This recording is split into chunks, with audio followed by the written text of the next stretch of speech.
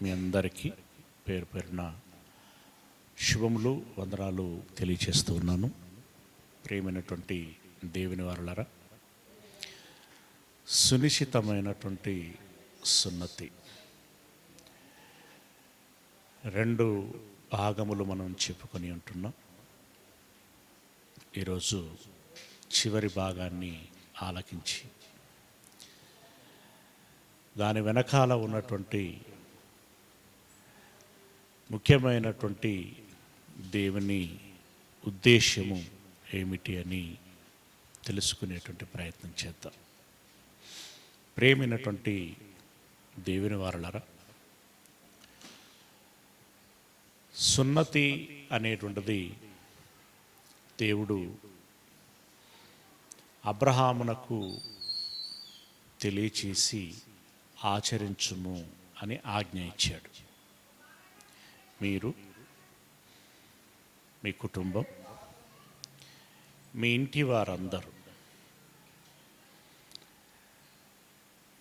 పైకమిచ్చి కొనబడినటువంటి వారికి సహితము సున్నతి చేయాలి. నిన్ను, నీ సంతానమును నా జనాంగముగా ఏర్పాటు చేసుకుంటున్నాను కాబట్టి అన్యుడైనా సున్నతి పొందితే మీలో ఒకడుగా చేర్చబడి నా జనాంగముగా భావించబడతాడు అని చెప్పాడు. ఇక్కడ ఒక ప్రశ్న మీరు మదిలో పెట్టుకోవాలి. సున్నతి కాన్సెప్ట్ ఏంటనేటువంటిది ప్రారంభ భాగంలో మనం చెప్పుకున్నాం. అయినా అది శరీరానికి మాత్రమే నియమించినటువంటి నియామకమా? దానిలో ఇంకా ఏమీ లేదా? ఏదైనా ఉన్నదా? ఉంటే ఏమిటి? అది ఆ ప్రశ్న మదిలో పెట్టుకోండి.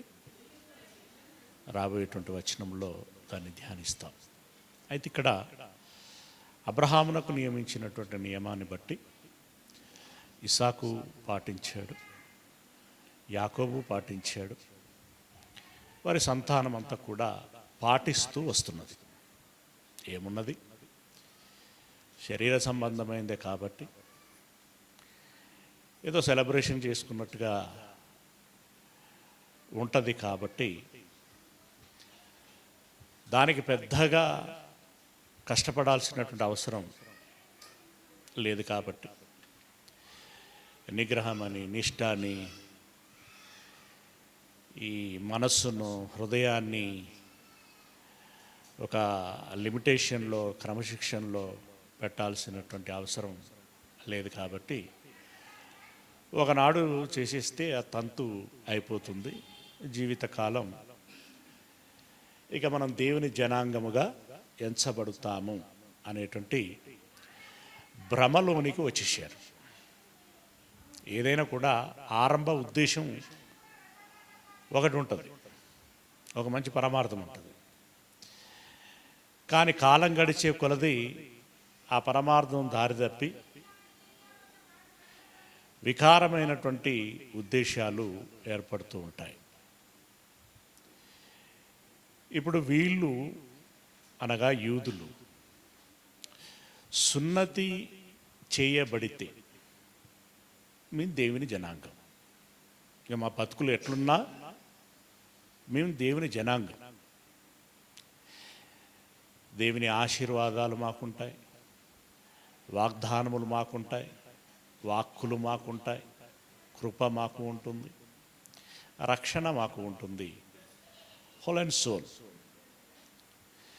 మేము దేవుని వారం కాబట్టి మా విషయంలో ఏమి ఉన్నా, ఎన్ని ఉన్నా ఆయన క్షమించేస్తాడు, మమ్మల్ని రక్షిస్తాడు, కాపాడుతాడు అనేటువంటి ఒక ఓవర్ థింకింగ్లోనికి వచ్చేసారు. ఓవర్ థింకింగే కాదు, ఒక అభిప్రాయంలోనికి, దృఢ అభిప్రాయంలోనికి వచ్చేసారు.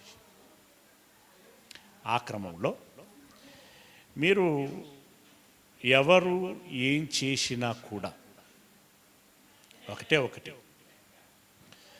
పిల్లలకి సున్నతి చేయించాలి. ఆ సున్నతి చేస్తే ఒక పని అయిపోతుంది. దీన్నే ఈనాడు ఉన్నటువంటి కొంతమంది క్రైస్తవులు పరిగణలోనికి తీసుకున్నారు. సున్నతి చేయరు కానీ చిన్నపిల్లలప్పుడే మంచి అంటే వాళ్ళ దృష్టిలో పెద్ద భక్తులు అనుకోండి. పెద్ద భక్తులు అనంటే ఆ సాంప్రదాయ సనాతన భక్తులు అనుకోండి. వారు ఈ 8వ దినమున్నే చిలకరించేస్తారు. కొంచెం తక్కువ ఉన్నోళ్ళు, కొంచెం లేటుగా మేలుకున్న వాళ్ళు సరే వారి వారి వయసులలో చిలకరింప చేస్తూ ఉంటారు. వాళ్ళు సున్నతి చేస్తే రక్షణలోనికి వచ్చినట్టు, వీళ్ళు చిలకరిస్తే రక్షణలోనికి వచ్చినట్టు ఆ భావనలో వెళ్ళిపోతూ ఉన్నారు. ఈ సున్నతి అనేటువంటి దాని మీద ఆనాటి మతోన్మాదులైనటువంటి వారికి బలమైన పట్టు ఉన్నది. అంటే ఇది ఆచరించాలి. ఇంకొకటి ఏంటంటే ఎప్పుడైనా కూడా ఒక విషయము సీరియస్గా తీసుకోవటం, దాన్ని ట్రాక్లో పెట్టాలని విపరీత ప్రయత్నం చేయటం అనేటువంటిది ఎప్పుడైతే జరుగుతుందో, దాన్ని అపోజ్ చేసేవాళ్ళు ఉన్నప్పుడు దీన్ని వీళ్ళు ఎక్కువగా సీరియస్గా తీసుకుంటారు. ఎవరు లేకపోతే అది నార్మల్గానే ఉంటుంది, అది పెద్ద ప్రస్తావనలోకి రాదు, పెద్ద పట్టించుకున్నట్టు ఎవడు ఉండడు. ఇప్పుడు దాన్ని మనం ఉన్నాం అనుకోండి, సృష్టికర్త దేవుడు, ఆయనకి రూపం ఉండదు, ఆయన శక్తిమంతుడు, దేవత్వం కలిగినటువంటి లక్షణాలు మనకు కనబడుతూ ఉంటాయి. అతన్నే పూజించాలి, సేవించాలి. గనుక రాయిలోనో, రప్పలోనో, చెట్టులోనో, పుట్టులోనో, రూపంలోనో, ప్రతిమలోనో దేవుడు ఉంటాడు అని అనుకుంటే అది మన భ్రమ. వాస్తవానికి అందులో ఉండడు. హస్తకృతములైనటువంటి వాటిలో దేవుడు ఉండడు అని అనుకున్నాం. ఇప్పుడు ఈ హైందవులు దాన్ని చాలా సీరియస్గా తీసుకుంటారు. మమ్మల్ని వ్యతిరేకించారు, మమ్మల్ని తప్పుపట్టారు, మా మనోభావాలని దెబ్బతీశారు. వాడు అన్నందుకైనా ఇప్పుడు మేము ఈ విగ్రహము పెట్టి తీరుతాం, అంతే. నడి బజార్లో పెట్టి తీరుతాం. చౌరస్తాలో మా జెండాలే ఉండాలి, గ్రౌండ్లన్నీ మా పరమే ఉండాలి. ప్రతి పండగ ఇదివరకు మనం పెద్దగా చేయలేదేమో కానీ ఇప్పుడు నుండి ఇంకా సీరియస్గా చేసుకోవాలి. ఒకటి పలానా దానికి కేటాయించాలి గ్రౌండ్, ఇంకొక దానికి కేటాయించాలి, ఇంకొక దానికి కేటాయించాలి అని చెప్పి ఎక్కడ లేని భక్తి ఈనాటి యువతరంలో పెరుగుచున్నది. భక్తి ఎంత పెరుగుచున్నదో భక్తి మాటున చెడు కూడా అంతగానే పెరిగిపోతున్నది. అయితే యేసు ప్రభుల వారి బోధ అపోస్తలులు బోధించటం ఎప్పుడైతే ప్రారంభమైందో, పౌలు గారు ఒకటే చెప్తూ వస్తున్నారు, గతం గతః, జరిగిందేదో జరిగిపోయింది. ఆ ధర్మశాస్త్రాన్ని అంతటినీ పాటించటం మీ నుండి అవటం లేదు. అందులో ఏ ఒక్కటి తప్పిపోయినా అన్నీ తప్పిపోయినట్టే. ఇక జీవితకాలంలో మీరు నీతిమంతులు అవ్వలేరు. కాబట్టి దేవుడు యేసు ప్రభుల వారిని పంపించి మీ పట్ల ఒక కృప చూపెడుతున్నాడు.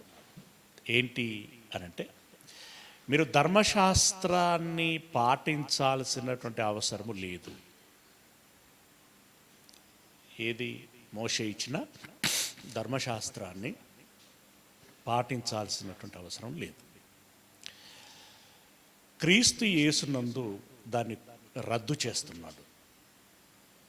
అది మీకు మంచిది, అది మీకు మంచిది. రద్దు చేసి పాపాలన్నీ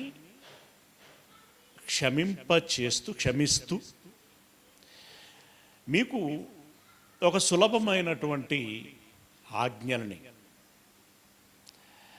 ఈ తరములో ఇప్పుడు తేలికగా ఆచరించగలిగేటువంటి ఆజ్ఞలను మీకు ఇస్తున్నాడు గనుక మీకు ఈ సున్నతి ఇంకా తదితరమైనటువంటివి కాకుండా హృదయ సంబంధమైనటువంటి సున్నతి ఉంటే చాలు. అది ఉంటే అంతా ఉన్నట్టే. మీలో ఉన్నటువంటి ఆ చెడు స్వభావమును మీరు తొలగించుకోగలిగితే చాలు. రూపాంతరం చెందండి, మారుమనసు పొందండి, పరిశుద్ధంగా ఉండండి అని చెబితే అసలు విషయం మీద దృష్టి లేదు. ఇదిగో చూసారా అబ్రహాము నాటి నుండి ఆరంభమైనటువంటి సున్నతి మోషే గారు ప్రత్యేకంగా ధర్మశాస్త్రములో లిఖించినటువంటి దేవుని మాటను కాదంటూ ఇతడు భిన్నమైనటువంటి బోధ చేస్తున్నాడు అని. అది ఎలా అయిపోయిందంటే రాను రాను పట్టింపులకు పోయింది. అది చెప్తున్నాను కదా, మామూలుగా ఎవరు ప్రస్తావించినప్పుడు సాధారణంగానే ఉంటుంది అది. ఇప్పుడు పౌలు గారి బోధ ఎప్పుడైతే శరీర సంబంధమైన సున్నతి కాదు, హృదయ సంబంధమైనటువంటి సున్నతి అది ఉండాలి, శరీర సంబంధమైన సున్నతి లేకపోయినా పర్వాలేదు అన్నట్టుగా ఎప్పుడైతే మాట్లాడాడో ఇప్పుడు దాన్ని వాళ్ళు చాలా సీరియస్గా తీసుకున్నారు, పట్టుదలకు వెళ్ళారనమాట. ఒకసారి ఎవరైనా ఒక ఇష్యూ చేపట్టిన తర్వాత ఇక అది నెగ్గించుకోవాలని ప్రయత్నం చేస్తూ ఉంటారు. ఆ నెగ్గించుకునేటువంటి ప్రయత్నంలో ఇక రకరకాల ఫైటింగ్లు జరుగుతూ ఉంటాయి. ఇప్పుడు అక్కడ విషయం సెకండ్, అసలు నా వాదన నెగ్గిందా లేదా, అది ఏదన్నా కానీ అనేటువంటిది ముఖ చిత్రంలోనికి వచ్చేస్తుంది.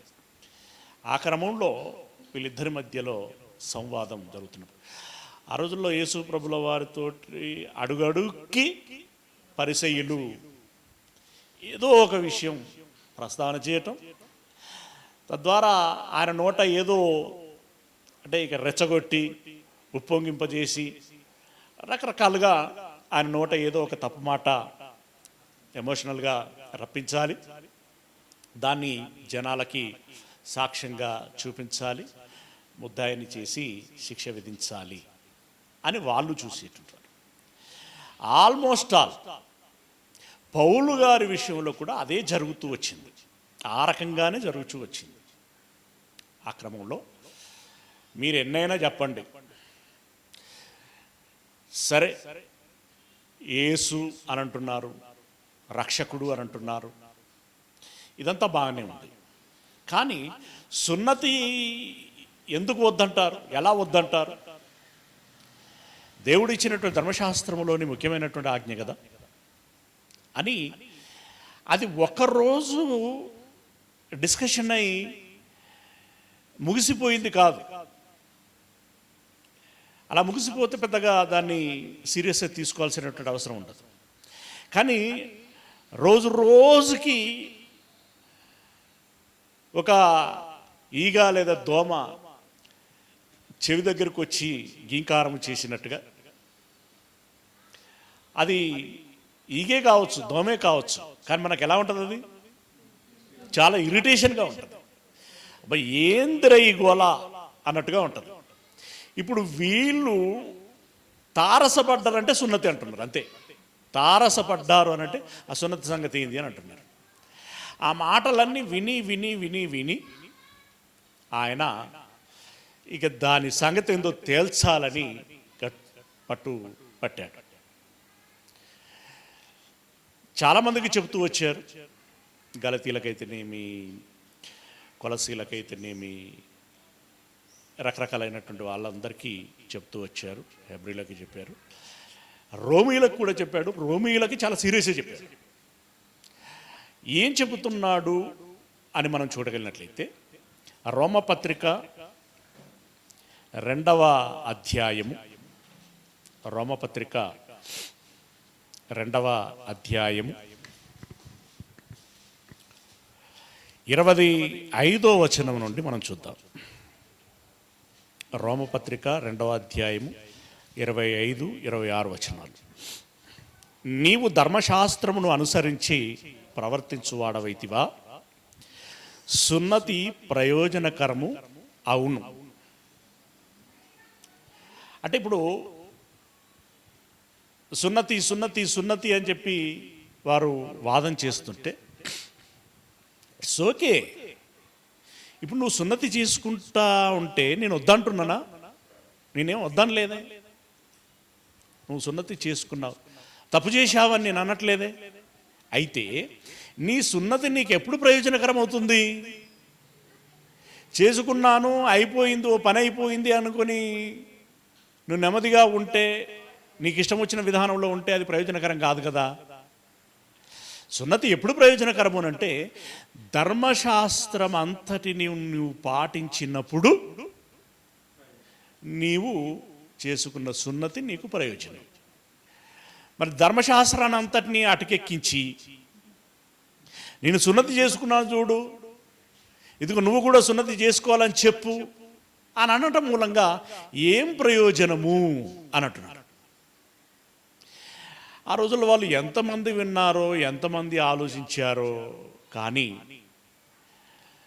ఈ భక్తులు చెప్పినటువంటి మాటలలోని లోతు చాలా ఎక్కువగా ఉంటుంది. మీరు ధర్మశాస్త్రాన్ని అంతటిని పాటించినప్పుడు మీ సున్నతి మీకు ప్రయోజనకరంగా ఉంటుంది. మరి పాటించకపోతే సున్నతి చేసుకుని ఏం ప్రయోజనము? సున్నతి వలన ప్రయోజనం లేదు కదా అని అంటూ ఇంకా కిందికి వెళితే, సున్నతి ప్రయోజనకరమగును, కానీ ధర్మశాస్త్రము అతిక్రమించిన వాడవైతివా నీ సున్నతి సున్నతి కాకపోవును అని అన్నాడు. నువ్వు సున్నతి చేసుకున్నావా? చేసుకున్నాను. అయితే ఇది పలాని ఆజ్ఞలు ఉన్నాయి కదా, వాటి విషయంలో నువ్వేం చేస్తున్నావు? నేను చూశానులే, తెలుసు, సాక్షులు కూడా ఉన్నారు. అంటే ఇంకా 2 తప్పులే చేశాను. అయితే నువ్వు చేసుకున్న సున్నతి వ్యర్థమే అని చెప్తున్నాడు అనమాట.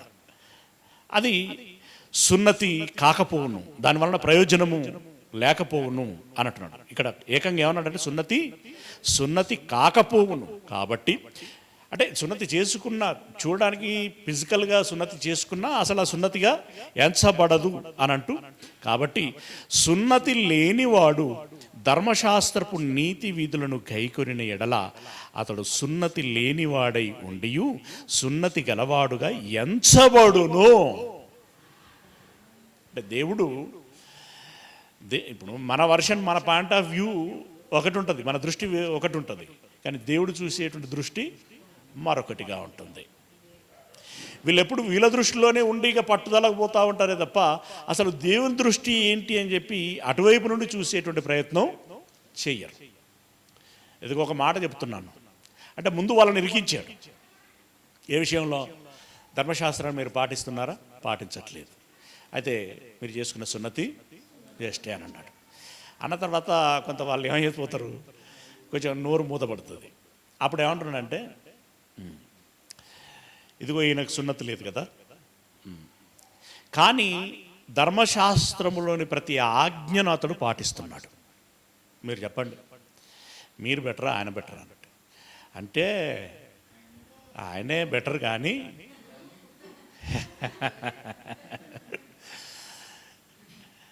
అని ఆయనకు సున్నతి, మీరు అంటున్నటువంటి సున్నతి ఆయనకు లేకపోవచ్చునేమో, కానీ ఆయన ధర్మశాస్త్రం అంతటినీ పాటిస్తున్నాడు.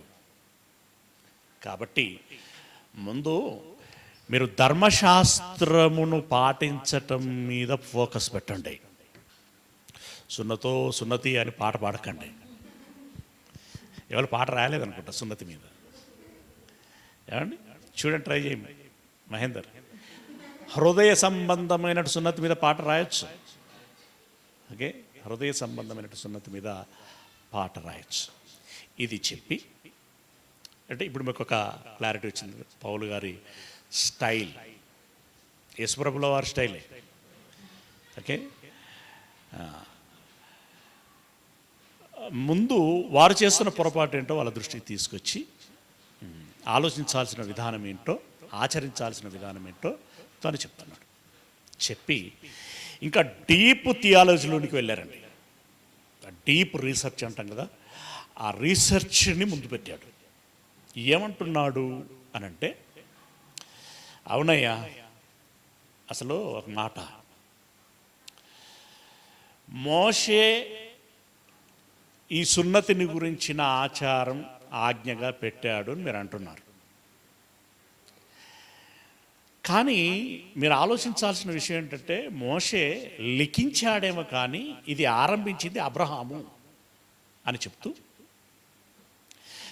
ఇంతకీ అబ్రహాము నీతిమంతుడు అని మనం ఎరిగాం కదా. అబ్రహాము ఎప్పుడు నీతిమంతుడయ్యాడు? సున్నతి చేసుకున్నాకనా చేసుకోక మునుపా అని అన్నాడు ఆయన. అబ్రహాము ఎప్పుడు నీతిమంతుడాయన? నీతిమంతుడు ఎప్పుడు ఎంచబడ్డాడు?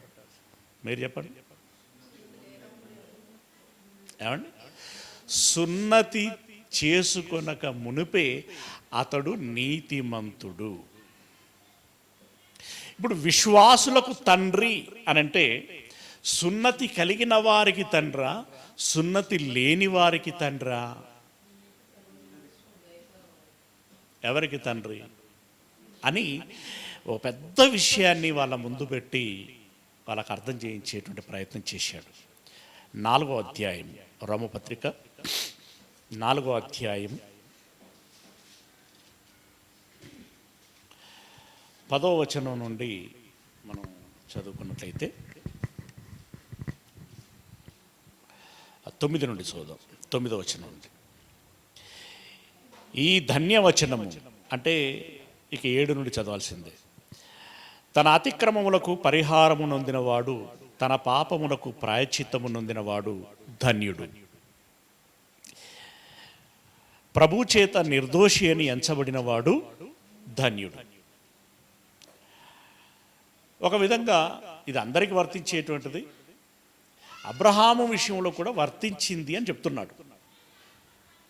చెప్పి ఈ ధన్యవచనము సున్నతి గలవారిని గూర్చి చెప్పబడినదా, సున్నతి లేని వారిని గూర్చి చెప్పబడినదా? చెప్పండి. అబ్రహాము యొక్క విశ్వాసము అతనికి నీతి అని ఎంచబడెను అనుచున్నాము కదా, మంచిది. ఓకే, అబ్రహాము యొక్క విశ్వాసము అతనికి నీతి అని ఎంచబడెను అనుచున్నాము కదా, మంచిది. అది ఏ స్థితి యందు ఎంచబడెను? నీతి అనేది ఏ స్థితి యందు ఎంచబడెను? సున్నతి కలిగి ఉండినప్పుడా, సున్నతి లేనప్పుడా? సున్నతి కలిగి ఉండినప్పుడు కాదు, సున్నతి లేనప్పుడే. సున్నతి లేనప్పుడే. మరియు సున్నతి లేని వారైనను నమ్మిన వారికి అందరికీ అతడు తండ్రి అగుట వలన వారికి నీతి ఆరోపించుటకంటే వాళ్ళ నీతిమంతులు అని చెప్పటానికై అని అన్నాడు. సున్నతి తీసుకోక మునిపే అబ్రహాము దేవుణ్ణి నమ్మెను. ఆ నమ్మకము అతనికి నీతిగా ఎంచబడెను. అలా నీతిమంతుడుగా అబ్రహాము ఎంచబడినట్టుగానే సున్నతి లేనటువంటి ఇప్పుడు వీరు అబ్రహాము వలె దేవుణ్ణి విశ్వసించటం మూలంగా వీరు కూడా నీతిమంతులు అని ఎంచులాగున, అక్కడ ఆరోపణ అని అన్నాడు. ఆరోపణ అంటే అనటం అన్నమాట. వీరు నీతిమంతులే అని ఎంచడానికి అబ్రహాము సున్నతి తీసుకోక మునుపు విశ్వసించటం మూలంగా అతన్ని నీతిమంతుడని తీర్చి సమాజంలో ఒక దర్పణం వలె పెట్టాడు, ఒక దృశ్యం పెట్టాడు. అబ్రహాము విశ్వాసం మూలముగా నీతిమంతుడాయను. అబ్రహాము వలె విశ్వసించినటువంటి వాళ్ళందరూ కూడా నీతిమంతులవుతారు. గనుక విశ్వాసమూలముగా నీతిమంతులైనటువంటి వాళ్ళందరికీ అబ్రహాము తండ్రి. విశ్వాసులకు తండ్రి. మీరెవరు? సున్నతి కలిగిన వాళ్ళు కదా, వాళ్ళతో మాట్లాడుతున్న సందర్భం. వీళ్ళెవరు? సున్నతి లేని వాళ్ళు కదా. అబ్రహాం ఎలా నీతిమంతుడయ్యాడు? నమ్ముట వలన. వీళ్ళు ఎలా నీతిమంతులు అవుతున్నారు?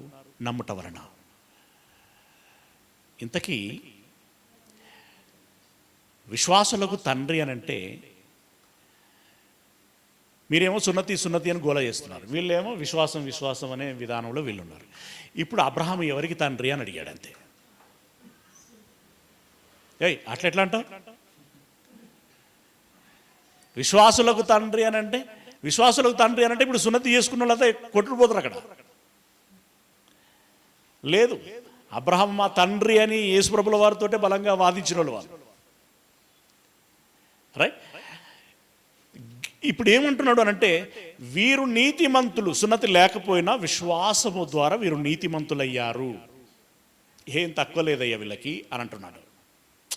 మీరేదో మేము ఎక్కువ ఎక్కువ ఎక్కువ అని మీరు అనుకుంటున్నారు, కానీ ప్రాక్టికల్గా వీళ్ళు మీలో ఏం తక్కువ లేరు. ఇంకా ఆ మాటకు వస్తే మీకంటే వీళ్ళే ముందున్నారు అన్నట్టుగా చెప్పి ఇంకేమంటున్నాడు? ముఖ్యమైన విషయం చెప్తున్నాడు.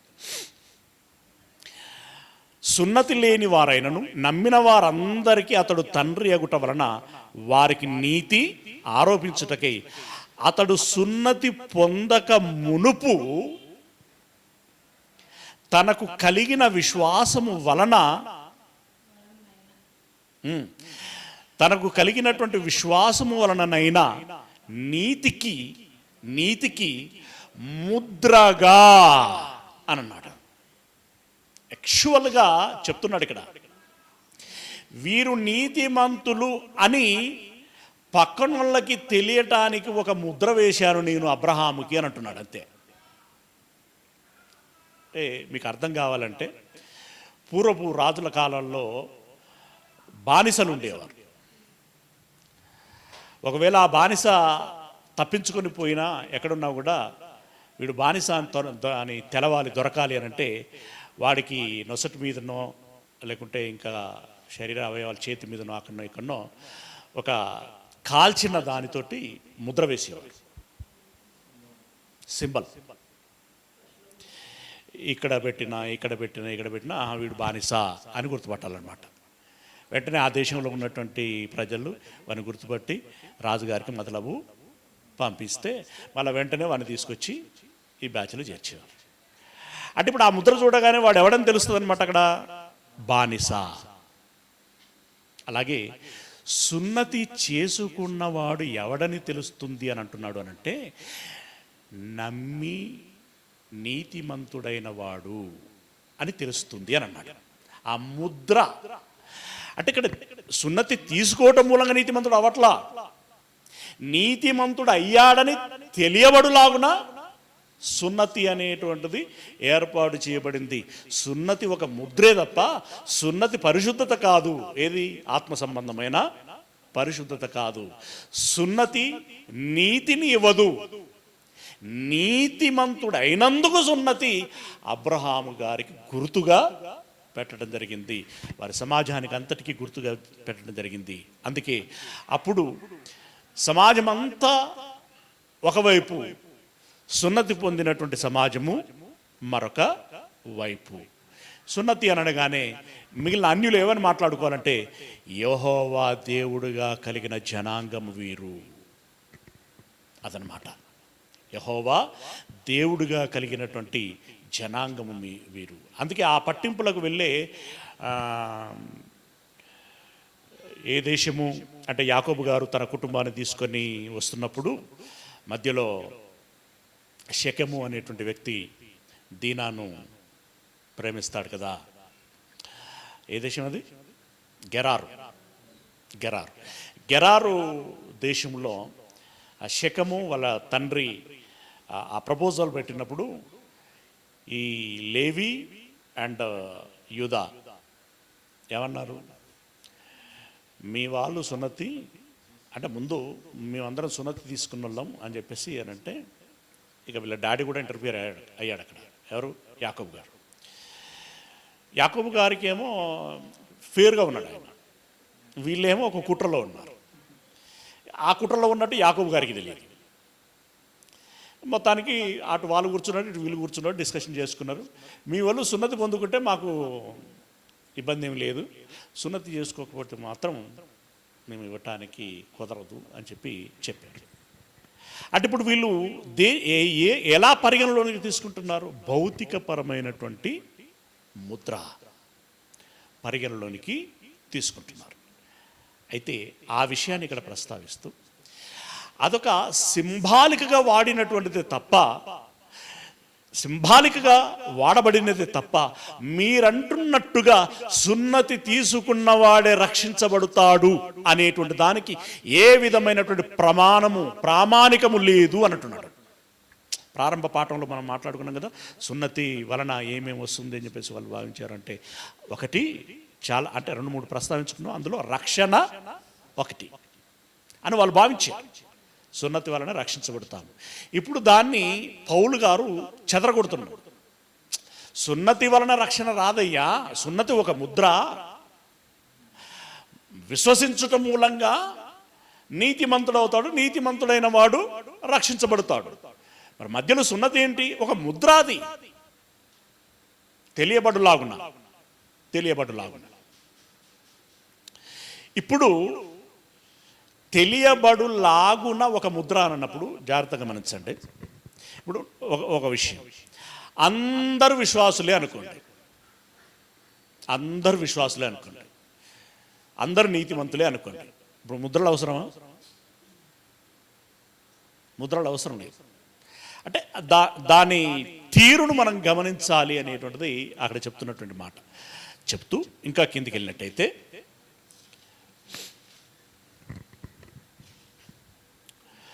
సున్నతి కలిగి ఉండినప్పుడా ఎన్నవచనం?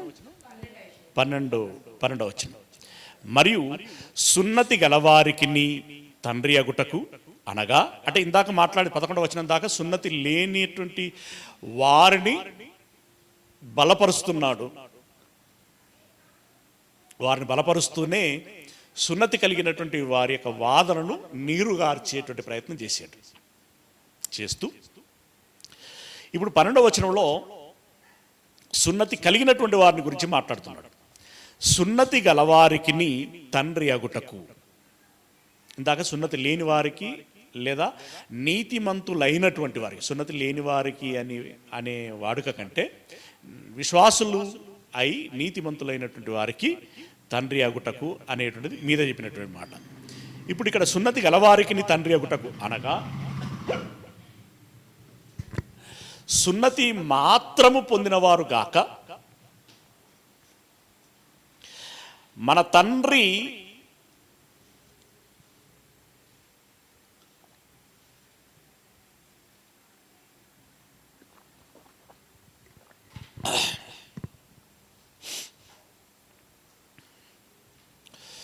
సున్నతి మాత్రము పొందినవారు గాక మన తండ్రి అయిన అబ్రహాము సున్నతి పొందక మునుపు అతనికి కలిగిన విశ్వాసం యొక్క అడుగు జాడలను బట్టి నడుచుకొనిన వారికి తండ్రి అగుటకు అతడు ఆ గురుతు పొందెను. ఈ సున్నతి పొందిన వాళ్ళకు తండ్రి ఎవరు అనంటే అబ్రహాము అని తెలియబడులాగున మీ అందరికీ ఆ సీక్వెల్ గుర్తు అనేటువంటిది పెట్టడము జరిగింది. అంటే విశ్వాసులకు తండ్రి ఆయనే, సున్నతి పొందినటువంటి వారికి తండ్రి ఆయనే. కనుక పేటెంట్ హక్కు మీకు మాత్రమే లేదు, అన్యుడైనా సరే దేవుని నమ్మినటువంటి వారికి తండ్రి అగులాగున అబ్రహామును దేవుడు ఏర్పాటు చేసి ఉన్నాడు. కనుక మీరు సున్నతి అని దాని మీద పట్టింపులకి వెళ్ళకండి అన్నట్టుగా ఇక్కడ చెప్పడం అనేది జరిగింది. ఓకే, జాగ్రత్తగా గమనించండి. అతడు లోకమునకు వారసుడగునను వాగ్దానము అబ్రహామునకైనను అతని సంతానమునకైనను ధర్మశాస్త్ర మూలముగా కలగలేదు, కానీ విశ్వాసము వలననైన నీతి మూలముగానే కలిగెను. ఇప్పుడు ఈ దేశాన్ని మీకు ఇస్తాను, విస్తారమైన సంతానాన్ని నీకు ఇస్తాను అని ఎప్పుడు చెప్పాడు? సున్నతి పొందినాకనా పొందక మునుపా? పొందక మునుపే కదా అని దాని వివరణ వాళ్ళకు ఇస్తూ వస్తున్నాడు. ధర్మశాస్త్ర సంబంధులు వారసులైన ఎడల విశ్వాసము వ్యర్థమగును. అంటే ధర్మశాస్త్రంలో సున్నతి అనేటువంటిది ఒకటి ఉంది. సున్నతి అనేటువంటి దాన్ని పట్టుకొని వీళ్ళే వారసులు అని అంటే గనక ఏది వ్యర్థమవుతుంది అంటున్నాడు? విశ్వాసం వ్యర్థమవుతుంది. ఇక విశ్వాసం ఎందుకు? సున్నతి తీసుకుంటే అయిపోయాయి కాదు కదా. గనక విశ్వాసమునకే ప్రాధాన్యత. సున్నతి కలిగినటువంటి వారలారా, మీకు కూడా చెప్తున్నది ఏంటంటే విశ్వాసము లేకుండా మీరు నీతిమంతులు అవ్వలేరు. విశ్వాసము లేకుండా సున్నతి ఉన్నది అని అనుకున్నంత మాత్రమున మీరు నీతిమంతులు అవ్వలేరు. ఇప్పుడు నేను చెప్తున్నది ఏంటంటే విశ్వాసము కలిగి మీరు సున్నతి చేసుకున్న వారైనా నీతిమంతులే. విశ్వాసము లేకుండా మీరు సున్నతి చేసుకుంటే నీతిమంతులు కారు. సున్నతి లేకపోయినా విశ్వాసులై ఉంటే చాలు నీతిమంతులు అవుతారు. 3 వర్షన్లు ఉంటాయి ఇక్కడ. ఓకే అని వాళ్ళకు అర్థం చేయిస్తూ ధర్మశాస్త్ర సంబంధులు వారసులైన ఎడల విశ్వాసం వ్యర్థమగును, వాగ్దానము నిరర్ధకము అగును అని ఇంకా కింద చాలా సంగతులు చెప్పాడు. అంటే మెట్టుకి ఇక్కడ ఏం చెప్పాడు అనంటే సున్నతి కంటే విశ్వాసము ప్రాముఖ్యమైనటువంటిది. విశ్వాసం ప్రాముఖ్యమైనటువంటిది. ఇక్కడ సున్నతి ఉన్నదా లేదా అనేటువంటిది అప్రస్తుతం అంటున్నాడు. ఉన్నంత మాత్రాన తప్పు పట్టాల్సిన అవసరం కూడా లేదు. లేదు అని కూడా తప్పు పట్టాల్సిన అవసరం లేదు.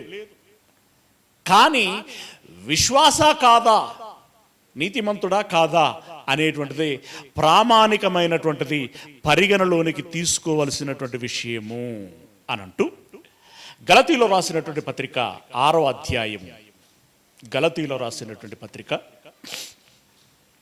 6వ అధ్యాయము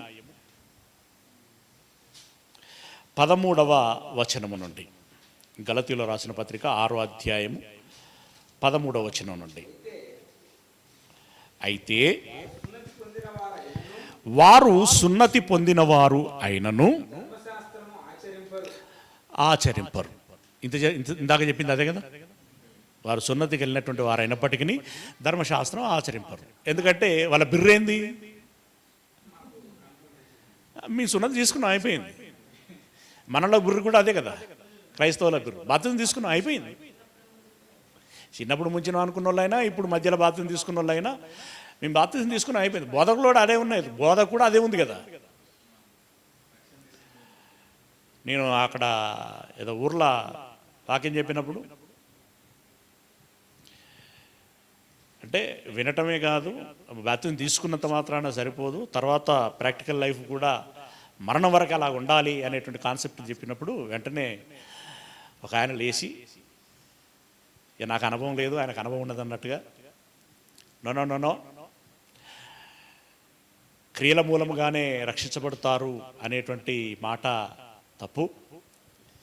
ఒకసారి మనం బాప్తిసం తీసుకొని క్రీస్తు యేసునందు పాపాలు కడుక్కున్నాం అనంటే మనకు రక్షణ ఖాయం అయిపోయింది. కాబట్టి బాప్తిసం తీసుకున్నంత వాళ్ళందరూ రక్షించబడతారు, వీళ్ళందరూ పరలోకం వెళ్తారు అని చెప్పి నేను చెప్పిన దాన్ని ఆయన కరెక్షన్ చేస్తున్నట్టుగా మాట్లాడుతున్నాడు అనమాట. ఇక ఆయన అట్లన్న తర్వాత వీళ్ళు ఆగుతారా? వీళ్ళు ఆగుతారా? ఇంకా నయం, సిలువలు వేసుకొని తిరుగుతున్నారు, కానీ ఈ మధ్యలో తగ్గినట్టుంది కొంచెం. నేను రక్షించబడ్డాను అనే ఒక ప్లేటు పెట్టుకోవాలని డయాసిస్ వాళ్ళు కనుక తయారు చేసి పెట్టినట్టయితే అందరూ మెడలు వేసుకొని నేను రక్షించబడ్డాను అని వేసుకొని తిరిగేవారు కదా. చాలా నవ్వులాటగా ఉండేది. ఇప్పటికి చూడండి, ఫారెన్లో వాళ్ళు ఎక్కువ సిలువలు వేసుకుంటారు. ఫారెన్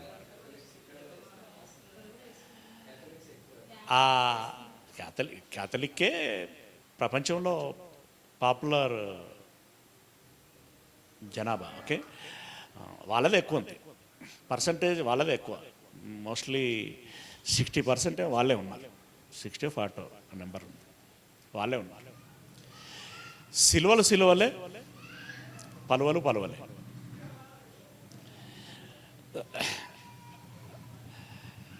డేవిడే దొంగ ఉంటాడు, పీటరే పాపం చేస్తూ ఉంటాడు. ఏమండి, ఎస్తేరు, రూతులు, మేరీలు వీళ్ళందరూ చేసేటివన్నీ చేస్తూ ఉంటారు, కానీ మెడలో మాత్రం మంచి కాస్ట్లీ సిలువ ఉంటుంది. కాన్సెప్ట్ ఏంటి? మీరు సిలువ వేసుకొని నన్ను వెంబడించాలి అని అన్నాడు.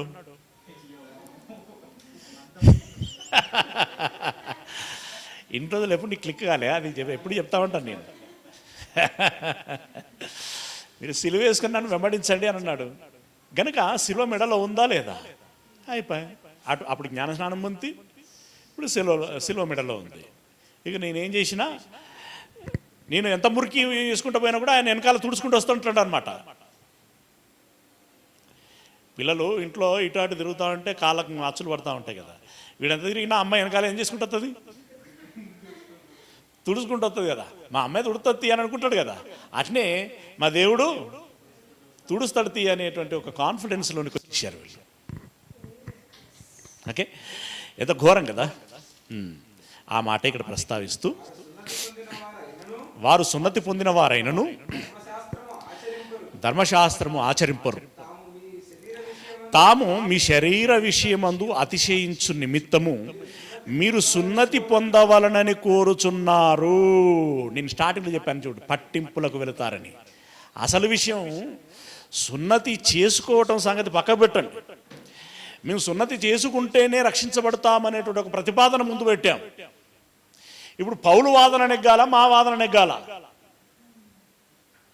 వాళ్ళ వాదన నెగ్గించుకునేటువంటి ప్రయత్నం అట. అదే మాట ఇక్కడ అంటున్నాడు చూడండి. ఏమంటున్నాడు? అంటే రెండు ఉన్నాయి ఇందులో.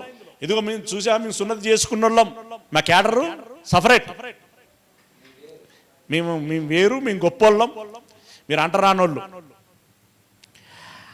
అది అలాగే ఇదిగో సున్నతి పొందుకోవాలని చెప్పేసి వాళ్ళ మెజారిటీని పెంచుకోవటం కోసం, మా వాదనే రైట్ అని చెప్పి అనిపించుకోవటం కోసం అతిశయించుచున్నారు. నిమిత్తము మీరు సున్నతి పొందవలనని కోరుచున్నారు, అంతే తప్ప అందులో మ్యాటర్ ఏమి లేదని అన్నాడు. తర్వాత అయితే మన ప్రభు అయిన యేసుక్రీస్తు సిలువయందు తప్ప మరి దేని యందును అతిశయించుట నాకు దూరమవునుగాక. సున్నతి పొందితే పరిశుద్ధులవుతారు అనేటువంటి మాట ఒకనాడు నాకు కూడా ఉండే, కానీ అది ఉత్తదే అని తేలిపోయింది. ఇప్పుడు యేసు ప్రభుల వారు సిలువలో రక్తాన్ని కార్చారు, దాని పరమార్థాన్ని ఎరిగి పాశ్చాత్తాపపడితే ఆ సిలువ మరణం ద్వారా నాకు పాప క్షమాపణ జరుగుతుంది, పరిశుద్ధుడనవుతాను. అది అసలు విషయం. దాని యందు మీరేమో సున్నతి యందు, వాళ్ళేమో సున్నతి యందు అతిశయిస్తారు, బట్ నేనేమో సిలువ యందు తప్ప మరి దేని యందును అతిశయించుట నాకు దూరముగాక. అంటే నేను సిలువ యందే, క్రీస్తు రక్తమునందే, పాశ్చాత్తాపమునందే, మారు మనస్సునందే నేను అతిశయించుచున్నాను. దాని వలన నాకు లోకమునకు నేనును సిలువ వేయబడి ఉన్నాము. అంటే నా మూలంగా ఇదిగో మా ఆట విన్న వాళ్ళందరికీ కష్టాలే. ఇప్పుడు రమేష్ అన్న మాట బట్టి ఇప్పుడు చిరంజీవికి ఎన్ని కష్టాలు, లాజర్కి ఎన్ని కష్టాలు, మహేందర్కి ఎన్ని కష్టాలు. నా మూలముగా మీరు సిలువ వేయబడి ఉన్నారు అని అంటున్నాడు. సిలువ వేయబడటం అంటే శ్రమ, కష్టం. అలాగే మీ మూలముగా నేను సిలువ వేయబడ్డానట. మీరు చెప్పిన మాట వినలేదనుకోండి, చెప్పేదొకటి మీరు చేసేది ఒకటి అనుకోండి. నువ్వు ఎన్నైనా చెప్పు, నా రూటే సఫరేటు అని అన్నావు అనుకో, చెప్పినోడికి ఎంత బాధ. అంటే యేసయ్యకి సిల్వలో వేలాడదీసి మొరలు కొడుతుంటే అదొక భౌతికంగా రూపం కనబడ్డది. కానీ ఈ సిలువ బయటికి కనబడదు. ఆ పెయిన్, మీ పెయిన్ మీకే బాగా తెలుస్తుంది, నా పెయిన్ నాకే బాగా తెలుస్తుంది. నన్నును బట్టి వారు, వారిని బట్టి నేను, ఒకరికి ఒకరు సిలువ వేయబడి ఉన్నాం. నా భారం మోయలేక వాళ్ళు చస్తున్నారు. పైగా నేను చెప్పిన నిబంధనలు, కృత నిబంధన సంబంధమైన ఆజ్ఞలు ఏవైతే ఉన్నాయో అవి పాటించాలని నేను గట్టిగా చెప్పటం మూలంగా ఆ పాటించేటువంటి క్రమంలో వాళ్ళు నలిగిపోతున్నారు. తర్వాత అంటలేండి, ఆ నలింపు మంచిదే తీయని అంటాడు. మళ్ళీ తర్వాత తప్పిపోయినటువంటి వారి విషయంలో కూడా పౌలు ఎంత బాధపడతారండి. ఆ కంచరివాడు నా బోధను ఎదిరించాను. అక్కడ చాలా పెయిన్గా వర్ణిస్తాడు దాన్ని. దేమ నన్ను విడిచి ఇహలోకమును ప్రేమించి వెళ్ళిపోయాడు. ఎంత ఉంటుందండి, ఎంత ఉంటుంది. పౌలు బర్నబాలు విభేదించి వేరువేరుగా సర్వీసులోనికి వెళ్ళారని మనం అనుకుంటాం. కానీ అంత అంత ఆటగోగిల్లాగా సరే నువ్వు అటుపో ఇటుపో అన్నట్టుగా అంత ఈజీగా వెళ్ళి ఉంటారు వాళ్ళు. మార్కును గురించి వాళ్ళ పెద్ద డిబేట్ జరిగింది. అప్పుడు ఎంత పెయిన్ ఉంటుంది. ఇట్లా పౌలు గురించి వర్ణించుకునేవి ఎన్ని ఉంటాయి, చాలా ఉంటాయి. వారిని కలుసుకొనుటకు ప్రత్యేకంగా వారి యొద్దకు వెళ్ళాను అని ఇలా ఎన్నో సందర్భాలు ఉంటుంటాయి. ఒకరిని బట్టి ఒకరము సిలువ వేయబడి ఉన్నాము. అసలు విషయం ఏంటంటే క్రొత్త సృష్టి పొందుటయే గాని, అంటే కొత్త సృష్టి అంటే మళ్ళీ కొత్త భూమి కొత్త ఆకాశం కాదు ఇది. అంటే నీ ప్రవర్తనలో మార్పు, నిన్న వేరు ఇయాల వేరు అన్నట్టుగా. క్రొత్త సృష్టి పొందుటయందే గాని సున్నతి పొందుటయందు ఏమీయూ లేదు. అసలు మారు మనసు రావాలే తప్ప, అదే ముఖ్యం తప్ప సున్నతి పొందారా సున్నతి పొందలేదా ఈ అనవసరమైనటువంటి విషయం మీద రాద్ధాంతము చేయకండి అని అంటున్నాడు ఆయన.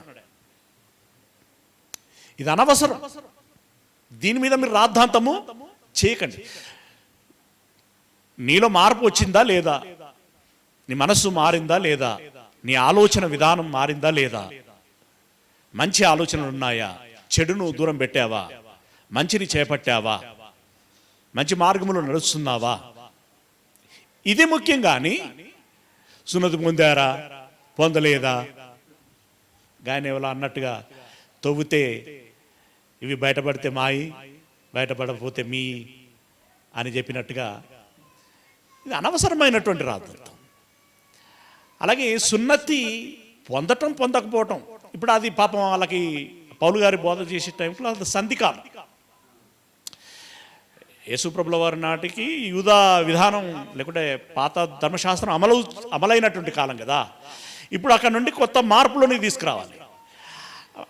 ఆల్రెడీ సీనియర్స్ ఉంటారు, సున్నతి పొందినటువంటి వారు ఉంటారు. ఆ సీనియర్స్ ఏమో ఈ ట్రెడిషన్కి అలవాటు పడి ఆ పద్ధతుల్లో ఉండి ఆచరించాలి అని అంటూ ఉంటారు. ఇప్పుడు ఈయనేమో కొత్త ఒరవడిని తీసుకురావాలి. ఆ క్రమంలో పొందినవారు పొందని వారి మధ్యలో పెద్ద డిస్కషన్, డిబేట్ జరుగుతూ ఉంటుంది. దాని దృష్టిలో పెట్టుకొని సున్నతి పొందారా, పొందారు విడిచిపెట్టండి, పొందలేదా, పొందలేదు విడిచిపెట్టండి, సున్నతి పొందినవాడైనా పొందనివాడైనా మారు మనసు పొందాడా లేదా చూసుకోండి అని అన్నాడు ఆయన. కొత్త సృష్టి అవ్వాలి మీరు, అంతే తప్ప ఈ అనవసరమైనటువంటి దాని మీద రాద్ధాంతం చేయకండి అని అంటూ 5వ అధ్యాయము 7వ వచనం నుండి, 5వ అధ్యాయము గలతీయులకు రాసిన పత్రిక 5వ అధ్యాయము 2వ వచనం చూడుడి, మీరు సున్నతి పొందిన ఎడల అయిపోయింది. సున్నతి పొందుట వలన క్రీస్తు వలన మీకు ప్రయోజనం ఏమీ కలగదని పౌలను నేను మీతో చెప్పుచున్నాను. ధర్మశాస్త్రము యావత్తు ధర్మశాస్త్రం యావత్తు ఆచరింపబద్ధుడై ఉన్నాడని సున్నతి పొందిన ప్రతి మనుష్యునికి నేను మరలా దృఢముగా చెప్పుచున్నాను అని అంటున్నాడు. ఏమంటున్నాడంటే, సున్నతో సున్నతి అని చెప్పి మీరు పాట పాడుతున్నారు. మీరందరూ గమనించాల్సిన విషయం, ధర్మశాస్త్రంలో రూల్ తెలుసు కదండి. యాకోబు పత్రికలో చెప్తాడు, ఒక ఆజ్ఞ విషయంలో తప్పిపోతే మిగిలిన ఆజ్ఞలన్నీ తప్పిపోయినట్టే. ఒకప్పటి హెచ్ఎల్సియా ఎస్సి ఏదో ఉండే కదా, ఎస్ఎస్సికి బదులుగా ఒక సబ్జెక్ట్ ఫెయిల్ అయితే అన్నీ రాయాలి. ఇప్పుడు కూడా ఈ సిఏ కోర్సులో సంథింగ్ ఏదో ఉంటుంది. సిఏ కోర్సులో ఒక సబ్జెక్ట్ పోయిందంటే మళ్ళీ అన్నీ రాయాలి. ఇప్పుడు వాళ్ళు చెప్తున్నాడు, మీరు సున్నతి ఇది రాయబడ్డది ఆజ్ఞ అని మీరు అన్నారనుకో, మరి మీకు మీరే పరోక్షంగా నిర్ధారణ చేసుకుంటున్నారు సుమా, మిగిలిన ఆజ్ఞలన్నీ మీరు పాటించబద్దులై ఉన్నారు. మరి వాటికి రెడీయా, పాటిస్తారా అని ఒక విధంగా నిగదిస్తున్నాడు అనమాట. తర్వాత, మీలో ధర్మశాస్త్రం వలన నీతిమంతులను తీర్చబడి వారెవరో వారు క్రీస్తులో నుండి బొత్తిగా వేరు చేయబడి ఉన్నారు, కృపలో నుండి తొలగిపోయి ఉన్నారు. మీరు ధర్మశాస్త్రం అని పాట పాడిల్లనుకో, ఇప్పుడు మీరు క్రీస్తులో నుండి కొట్టివేయబడతారు. అంటే దాని అర్థం ఏంటంటే, అయితే మీరు ధర్మశాస్త్రం పట్టుకొనే పోండి, అది పట్టుకొని పాకండి, ఎక్కండి పరలోకం. క్రీస్తుకు మీకు ఇక సంబంధము లేదు, బొత్తిగా వేరు చేయబడి ఉన్నారు. అంటే కృప నుండి తొలగిపోయి ఉన్నారు. అసలు యేసు ప్రభువు వారిని పంపించడం ద్వారా దేవుడు యేసు అనేటువంటి వ్యక్తిని పంపించి ఆ మరణమునకు అప్పగించి ఆ కృప అనేటువంటిది ప్రసాదించి దాని ద్వారా రక్షించాలి అనేటువంటి ఒక కాన్సెప్ట్ని తీసుకొచ్చాడు. ఇప్పుడు వాళ్ళకి అది దక్కకుండా పోవుచున్నది. ఇప్పుడు ఇదివరకు మనకు రేషన్ కార్డులో ఒక స్టైల్లో ఉండేటివి, ఒక పుస్తకం లెక్క ఉండేది, చిన్న పాకెట్లో పెట్టుకునేటువంటి బుక్ లాగా ఉండేది. దాంట్లో కాలమ్స్ ఉండేటివి, ఏ మంత్ తీసుకున్నాం, ఏమేమి తీసుకున్నాం అని అందులో మెన్షన్ చేసేవారు. తర్వాత ఒక కార్డు సిస్టమ్ వచ్చింది, అది కొన్నాళ్ళు నడిచింది. ఇప్పుడు ఇంకోటి వచ్చింది సంథింగ్, ఇప్పుడు ఏదో వచ్చింది, కాకపోతే ఇంకా నేను చూడలేదు అది. ఇప్పుడు ఏదో కొత్తది వచ్చింది. నువ్వు అప్పుడు బుక్ ఉన్న చూడు, అది పట్టుకొని పోయి నువ్వు బియ్యం అంటే వాడు ఇయ్యాడు. అన్నీ మారిపోయినాయి, నెంబర్లు అన్నీ మారిపోయినాయి, ఇది కాదు. ఇలా కూడా ఉన్నది కదా నెంబర్ అంటే, ఈ నెంబర్ పోయింది, ఈ నెంబర్ కొట్టుడు పోయింది, కొత్త నెంబర్ నాకు తెలియదు అంటే అది పోయి వాళ్ళను సంబంధించిన శాఖ వాళ్ళని అడుగు, వాళ్ళు ఒక నెంబర్ నీకు ఇస్తారు, మార్చిస్తారు. లేదు మరి అప్పుడెందుకు ఇచ్చినవి బుక్ అని అంటే, ఇచ్చినవయ్యా అది అప్పుడు, ఇప్పుడు తీసేసి కొత్తది పెట్టాం. ఇప్పుడు నీ బియ్యం కావాలంటే ఈ కార్డు పట్టుకునే, ఈ నెంబర్ పట్టుకునే రావాలి. పౌలు గారు అదే చెప్తున్నారు. అప్పుడు సున్నతి కరెక్టే, కానీ ఇప్పుడు క్రీస్తు, ఇప్పుడు మారు మనస్సు గనుక దీన్ని మీరు ఇప్పుడు పరిగణలోనికి తీసుకోవాలి, దీన్ని పాటించాలి అని చెప్తున్నాడు. ఎలయనగా మనము విశ్వాసము గలవారమై నీతి కలుగుననేటువంటి నిరీక్షణ సఫలమగునని ఆత్మ ద్వారా ఎదురు చూచుచున్నాము. యేసు క్రీస్తు నందున్న వారికి ఇక క్రీస్తులోనికి నువ్వు వచ్చావు అనంటే సున్నతి పొందుట యందు ఏమీయూ లేదు, పొందకపోవుట యందును ఏమీ లేదు, కానీ ప్రేమ వలన కార్యసాధకమగు విశ్వాసమే ప్రయోజనకరమగును. విశ్వాసమే ప్రయోజనకరమగును. అయితే ఇక్కడ విషయం ఏంటంటే, అప్పుడప్పుడు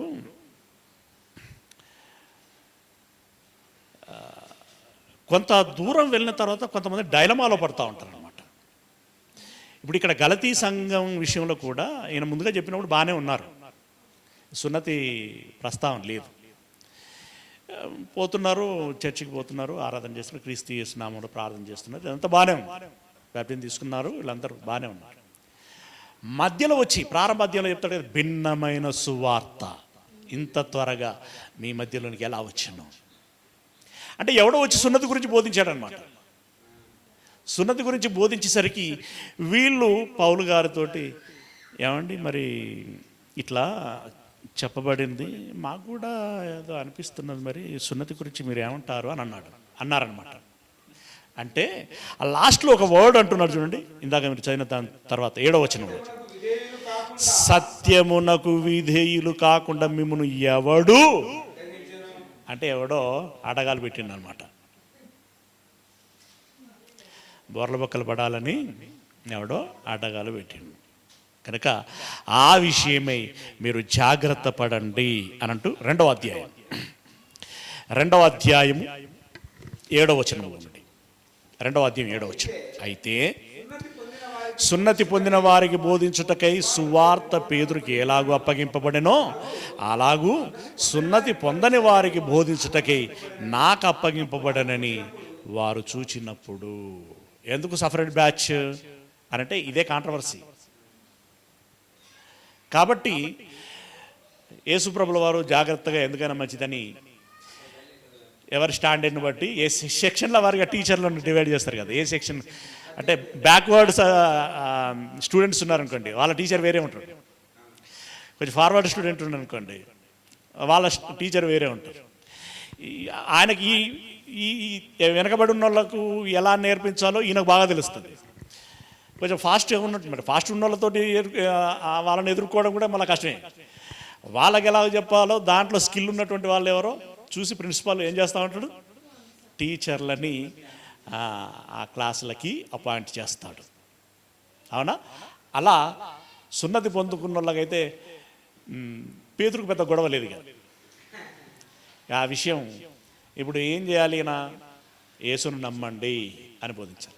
అయితే ఇప్పుడు అన్యజనులకు బోధించేటువంటి క్రమంలో కూడా పౌలుకి ఏం గొడవ ఉండదు. అన్యజనులకి సువార్త ప్రకటించినప్పుడు వాళ్ళు సున్నతి ప్రస్తావన ఏం తీసుకురారు. వీళ్ళు పని కట్టుకొని వెళ్ళి, పౌలు ఎక్కడికి వెళ్తున్నాడా అని చూసి పని కట్టుకొని అక్కడికి వెళ్ళి చెడగొట్టు పనులు అనమాట ఇవన్నీ. వెళ్ళి సున్నతి అని చెప్పి గోల చేస్తున్నటువంటి పరిస్థితి. కొన్నిసార్లు పౌలు గారు చెప్పిన మాట తెలుసు కదా, యూదునికి యూదుని వల్లే, అన్యునికి అన్యుని వల్లే అని చెప్పి ప్రస్తావన చేస్తూ ఉంటాడు. ఇప్పుడు ఇంత చెప్పిన ఈయన దీనికి లాస్ట్లో ఏం చెప్తున్నాడు, నూతన సృష్టి ముఖ్యం, మారు మనస్సు విశ్వాసము అనేటువంటిది ముఖ్యం. పొందుట యందు, సున్నతి పొందుట యందు ఏమీ లేదు, పొందకపోవుట యందు ఏమీ లేదు. ఇందులో చాలా జాగ్రత్తగా మనం గమనించాలి. అయితే అలాంటి సీరియస్ టైంలో తిమోతి అనేటువంటి వ్యక్తి విశ్వాసంలోనికి వచ్చాడు. తిమోతి వాళ్ళ డాడీ ఎవరు? గ్రీసు దేశస్థుడు, మమ్మీ యూదురాలు. అయితే ఇప్పుడు ఇక మనకు తెలిసిందే కదా, వారసత్వం అనేటువంటిది తండ్రి నుండి. కాబట్టి తిమోతి ఈ ఇశ్రాయేలుల దృష్టిలో ఎవరు? అన్యుడు. ఇశ్రాయేలుల దృష్టిలో అన్యుడు. ఇప్పుడు ఈయన తిమోతిని వెంటబెట్టుకెళ్ళాలి. రెండవది ఏంటంటే తిమోతి ద్వారా సంఘములను స్థాపించాలి. ఒక కీలకమైనటువంటి భూమికలో ఉంటాడనమాట. మరి అలాంటి ఆయన సంఘమును స్థాపించి, ఈయన పెద్ద మనిషి, ఈయన ట్రెజరరు, ఈయన కథ కార్ఖానా అని చెప్పేసి అని అంటే అసలు నీకున్న అర్హత ఏందా అంటారు వాళ్ళు. అంటే ఉత్తగానే అంటాడు కదా ఎవడో ఒకడు. దీనికి ఇబ్బంది రాకూడదని సున్నతి పొందుట యందు ఏమీ లేదని చెప్పినటువంటి ఆయన తిమోతికి ఉన్నటువంటి మారు మనస్సు అనేటువంటి అర్హత ఏదైతే ఉన్నదో దాన్ని ప్రమాణములోనికి తీసుకొని ఇప్పుడు ఈ సున్నతిని గురించిన గొడవ చేస్తున్నటువంటి వాళ్ళ యొక్క నోరు మూయించి అడ్డంకులు లేకుండా తిమోతి ద్వారా పరిచర్య జరిగించడానికి పౌలు గారు ఒక పని చేశారట. ఏం చేశారు చూడండి, అపోస్తల కార్యం 16వ అధ్యాయం 3వ వచనం. 16వ అధ్యాయం 3వ వచనం. అపోస్తల కార్యములు 16వ అధ్యాయం 3వ వచనం. అతడు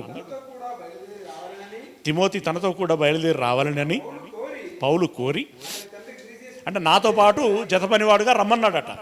కోరి అతని తండ్రి గ్రీసు దేశస్థుడని ఆ ప్రదేశంలోని యూదులకందరికీ తెలియను. అంటే వాళ్ళ ఉద్దేశం ఏంటంటే, తిమోతి సున్నతి చేసుకోలేదు కదా, అదనమాట. గ్రీసు దేశస్థుడని ఆ ప్రదేశంలో యూదులకు అందరికీ తెలియను గనక వారిని బట్టి అతన్ని తీసుకొని సున్నతి చేయించెను.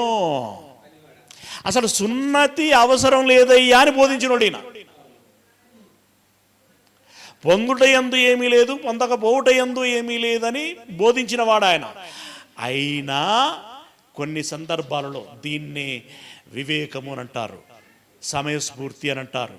పరిస్థితి దృష్టిలో పెట్టుకొని అక్కడ ఉన్నతమైనటువంటి ఒక కార్యం చేయటం. అంటే ఎక్కడైనా కూడా మనం పాపము కానంత వరకు కొంత తగ్గటం అనేటువంటిది అవసరము. పాపం అయితే మట్టికి అది ఇంచు కూడా జరగటానికి వీలు లేదు. అలా తిమోతికి సున్నతి చేయించటం అనేటువంటిది జరిగింది. యాక్చువల్గా తిమోతికి సున్నతి అవసరమా? ఇప్పుడు మీరు ముస్లింలకి సువార్త ప్రకటించాలనుకున్నారనుకోండి, లేదా యూదులకే, నేడున్న యూదులు, మీరు అక్కడ సువార్త స్టార్ట్ చేయగానే ఫస్ట్ ఇదే ప్రస్తావన చేశారనుకోండి.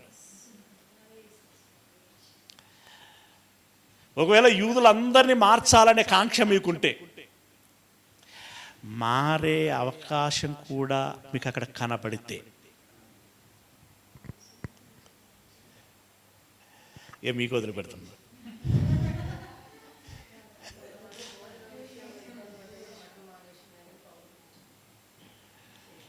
మాంసమే మానేసిండట ఆయన, పౌలు కదా. అంటే ఒక మనిషిని మార్పులోనికి తీసుకురావటం కోసం త్యాగము అనొచ్చు, అవునా, తగ్గడము అనొచ్చు, ఇంకేదైనా అనొచ్చు. రైట్. చివరి మాట కొరింథీయులో రాసినటువంటి మొదటి పత్రిక 7వ అధ్యాయము 18-19 వచనాలు. కొరింథీయులో రాసినటువంటి మొదటి పత్రిక 7వ అధ్యాయము 18-19 వచనాలు. సున్నతి పొందిన వాడెవడైనను పిలువబడేనా, సున్నతి పొందినవాడు ఏం చేస్తాడు? ఇక సున్నతి పొందినవాడు విశ్వాసంలోకి వచ్చాడు. అయ్యో నేను సున్నతి పొంది తిని కదా మరి అనుకోవాల్సిన బాధ ఏమి లేదు అని అంటున్నాడు. సున్నతి పోగొట్టుకోవాలని మళ్ళీ సర్జరీలు చేసుకోవాల్సిన అవసరం ఏమి లేదు అంటున్నాడు. ఓకే. సున్నతి పొందిన వాడెవడైనను పిలువబడేనా అతడు సున్నతి పోగొట్టుకునవలదు. సున్నతి పొందని వాడెవడైనను పిలువబడేనా సున్నతి పొందవలదు. సున్నతి లేనటువంటి వాడు పిలువబడితే అయ్యో నాకు సున్నతి లేదు కదా అని చెప్పి నువ్వు సున్నతి పొందాల్సిన అవసరం ఏమీ లేదు. ఇంకొక విధంగా చెప్పాలంటే సున్నతి లేనివాడుగా నువ్వు పిలువబడ్డావు. అనవసరంగా నాన్ సెన్స్ మైండ్లోకి తెచ్చుకొని దాని మీద ఆలోచన చేయకు. సున్నతి అవసరం లేదు అని అంటున్నాడు. సున్నతి అవసరం లేదు. సున్నతి అవసరం లేదని ఇంత గట్టిగా చెప్పినటువంటి ఈయన మళ్ళీ తిమోతికి ఏం చేశాడు? సున్నతి చేయించాడు. వై? తొలినాళ్ళలో ధర్మపురం సలీం మా పిల్లలకి సున్నతి చేయించాలి అని అనుకుంటున్నాను, ఏమంటారు అని. అప్పటికే వాళ్ళ మామకి ఆయనకి షరీఫ్కి పెద్ద ఫైట్ జరుగుతుంది. అప్పుడు నేను ఆయనకి ఏం చెప్పాను అంటే, నీ పిల్లలను దేవునిలో నడిపించుకునేటువంటి ప్రయత్నం చేయి. సున్నతి మీ మామ కోరుకుంటుండొచ్చు, లేకుంటే మీ పాలలు కోరుకుంటుండొచ్చు. ఎందుకంటే ఒక్కటేసారి వాళ్ళందరినీ తెంపుకొని బయటికి రావటం అనేటువంటి చాలా కష్టంగా ఉంటుంది. కాబట్టి సున్నతి చేయించేసి, కానీ మీరు మాత్రం విశ్వాసంలో కొనసాగండి. మీ పిల్లల్ని కూడా విశ్వాసంలోనికి తీసుకురండి చెప్పడం జరిగింది. ఎందుకు? అప్పటికి ఆ సంక్లిష్ట పరిస్థితి ఉన్నది. వాళ్ళకి అది సంధికాలం, ఒక దగ్గర నుండి ఇంకొక టర్న్ అవుతున్నట్టు పరిస్థితి. మరి ఇప్పుడు సున్నతి చేసుకోవటం మూలంగా ఏమైనా పాపమా? లేదు. సమయోచితమైనటువంటి ఒక సలహా ఆయన అడిగాడు, చెప్పడం జరిగింది. ఇప్పుడు వాళ్ళ ఫ్యామిలీ అంతా ఎంటైర్ బాగుంది, ఇక పాలలతోటి పెద్ద గొడవ ఏం లేదు, ఎవరితో బంధువులతోటి ఏం గొడవ లేదు, వీళ్ళ లైఫ్ వీళ్ళది. ఇప్పుడు సున్నతి చేయించమంటారంటే, ఇప్పుడు సలీం మనవడు అనుకోండి, సున్నతి చేయించమంటారా అని అంటే ఇప్పుడు ఏం చెప్పాలి? అవసరం లేదయ్యా, అనవసరంగా అని చెప్పి ఇప్పుడు చెప్పాల్సి ఉంటుంది. అంటే వీటన్నిటి విషయంలో ఇప్పుడు మొత్తానికైతే అంటే సబ్జెక్ట్ విషయం ఇప్పుడు 2 విషయాలు మీరు సమాధానం చెప్పండి. ఒకటి, సున్నతి అనేటువంటిది అవసరమా లేదా? ఆలోచించి చెప్పండి.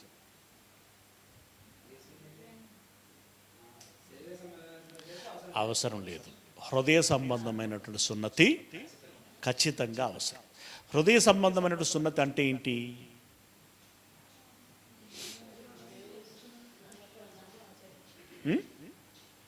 మీకు ఒక అక్యురేట్ రెఫరెన్స్ ఇచ్చాను.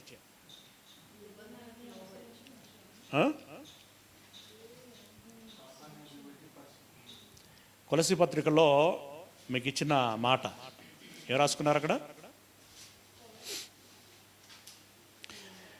మీకు అంతకుముందు ఉన్నటువంటి స్వభావం శరీరేచ్ఛ అనేటువంటి ఆ ఆలోచనను కట్ చేయండి. ఆ ఆలోచనని విసర్జించడం అంటే ఆ ఆలోచనని కట్ చేయండి. అది అసలు సిసలైనటువంటి సున్నతి. ఆ సున్నతి కలిగినటువంటి వారుగా జీవించండి. రెండవది, సున్నతి పొందిన వాళ్ళకు సువార్త చెప్పొచ్చా?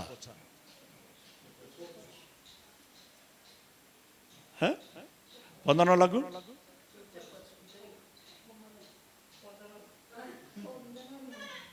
పొందని వాళ్ళకు కూడా చెప్పచ్చు. మనకు సున్నతి పొందడం పొందకపోవటం మనకు పాయింట్ కాదు, అసలు విషయమే కాదు. వాడు వింటున్నాడా, స్వీకరిస్తున్నాడా, మార్చుకుంటున్నాడా లేదా అనేది మనకి ప్రాముఖ్యం. గనుక మనము అనవసరమైన రాద్ధాంతాలని ఇక్కడ ఇది ఒక ఉదాహరణ, కానీ వేరే విషయాల్లో వేరే వేరే పాయింట్లు ఉంటాయి. అనవసరమైన రాద్ధాంతము అని అనుకున్న కాడ దాన్ని పక్కకు పెట్టడమే బెటర్, లేకుంటే చూసి చూడనట్టుగా ఉండటము బెటర్. అవసరమైనటువంటి దాని విషయంలో మాత్రం మనం నిలబడాలి, అలాగే వాళ్లకు చెప్పాలి, ఆ ప్రకారంగా నడిపించాలి. ఎంటైర్ ఈ పాఠం అంతట్లో సునిశ్చితమైనటువంటి సున్నతి అంటే కంక్లూడ్ పాయింట్ ఏంటంటే, నీ శరీర ఇచ్ఛలని, కోరికలని, ఆ చెడుని, ఆ పాపాన్ని నీవు తీసేసుకోవటం అసలు సిసలైనటువంటి సున్నతి. ఇది హృదయ సంబంధమైనటువంటి సున్నతి. ఇది ప్రతి క్రైస్తవుడికి ఉండాలి. ఒకనాడు ఇశ్రాయేలులకి భౌతిక సంబంధమైన సున్నతి ఉండాలి, ఈనాడు క్రైస్తవులైనటువంటి ప్రతి వారికి హృదయ సంబంధమైనటువంటి సున్నతి ఉండాలి. హృదయ సంబంధమైనటువంటి సున్నతి లేకుండా నేను మంచి క్రియలు చేశాను అంటే అది పాసిబుల్ కాదు. కాబట్టి హృదయ సంబంధమైనటువంటి సున్నతి కలిగినటువంటి వారముగా మనం ఉండాలి. దయచేసి ఈ హృదయ సంబంధమైన సున్నతికి ఇక్కడ గొడవ జాగ్రత్తగా గమనించండి. శరీర సంబంధమైన సున్నతి ఏమో పురుషులకు సంబంధించిన గోలాది, హృదయ సంబంధమైన సున్నతి స్త్రీ పురుషులు అనేటువంటి భేదము లేదు, అందరికీ సంబంధించినటువంటి గొడవ ఇది. కనుక హృదయ సంబంధమైన సున్నతి చేసుకోవాలి. సమస్య ఏంటంటే శరీర సంబంధమైన సున్నతి చేసుకుంటే తెలుస్తుంది, హృదయ సంబంధమైన సున్నతి చేసుకున్నారా లేదా అనేది ఎలా తెలవాలి?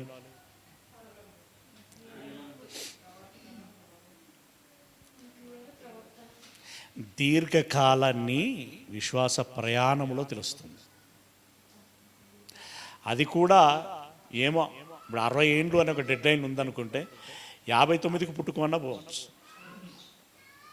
పుట్టుకోమంటే 59లో నీ అసలు స్వభావం బయటపడవచ్చు.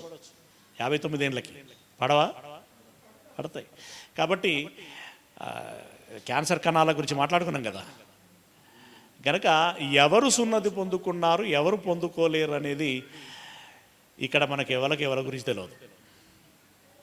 దేవునికి మాత్రమే తెలుసు, మీకు కూడా తెలుసు. మీరు లోతైనటువంటి పరీక్ష చేసుకుంటే మీకు అర్థమవుతుంది. నిజమైనటువంటి